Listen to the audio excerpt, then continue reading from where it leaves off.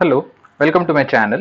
I am Ameya and we are discussing about Routh's criteria in control systems. We have seen various problems on Routh's criteria, how to form a Routh's array, how we can comment on stability. Now let us understand how we can use Routh's criteria as an application to find various values for which system is going to be stable. Okay, so let us take an example. There is a system given. We'll just draw that system.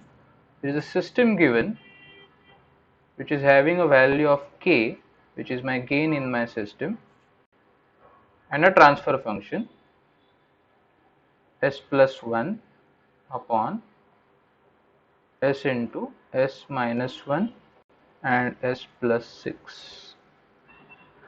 Okay, and that system is having a unity feedback system.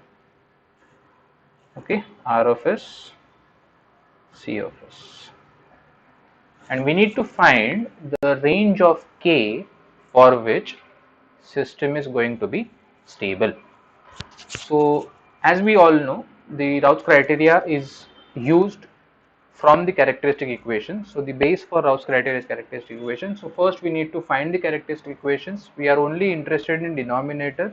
The final value will be g of s upon 1 plus h of s into g of s.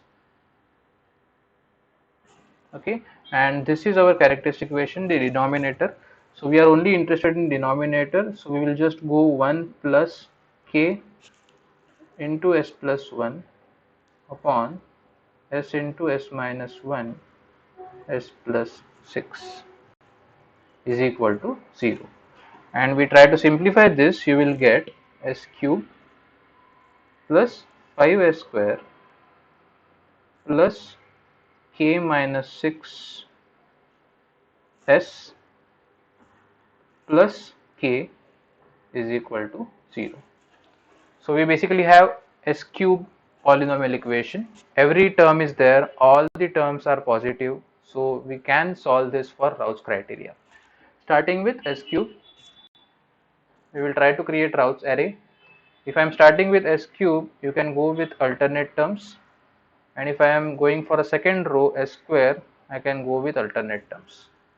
So those terms will be 1 k minus 6, and for a square the terms will be 5 and k. Now we continue solving the Routh's criteria for s square, sorry, s raised to 1, 5 into k minus 6, k into 1 divided by 5, that will be 4k minus 30 divided by 5. The second term will be 0, and s raised to 0 term will be this into this 0 divided by same function, that will give you k. Now, to understand stability, we have seen that Routh criteria will give a stable equation when all the terms in the first columns are positive. So we need to make sure all terms in first column are positive.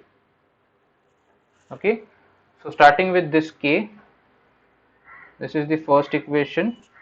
K should be greater than 0, that is my condition 1.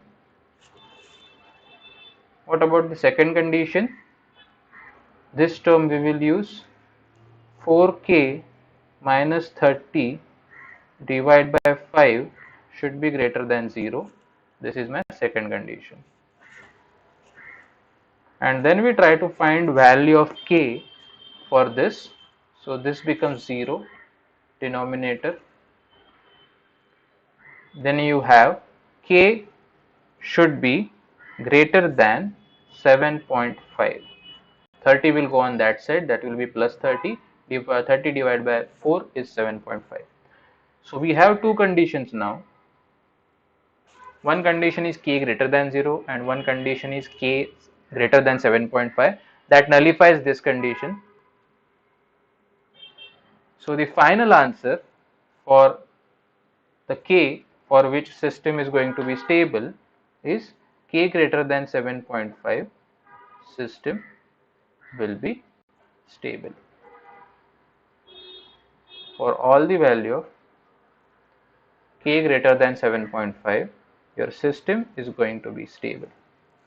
So once you have the equation, the closed loop equation, the characteristic equation from the denominator, you can easily put into a Routh criteria, and applying conditions for Routh criteria, the first column should be positive. So whatever values of k, you can compare it with greater than 0 positive values, and you can find the range of k for which system is going to be stable, and we will make sure the k value or the gain value will be in that range, so that your system will have a stable condition. So this is how you can use Routh criteria as an application to understand the values of k for a stable system. This is what I want to discuss in this video. If you like this content, do subscribe my channel, share it with your friends, and do check the playlist of control system, mechanical measurements, and industrial automation on my channel. Thank you for joining.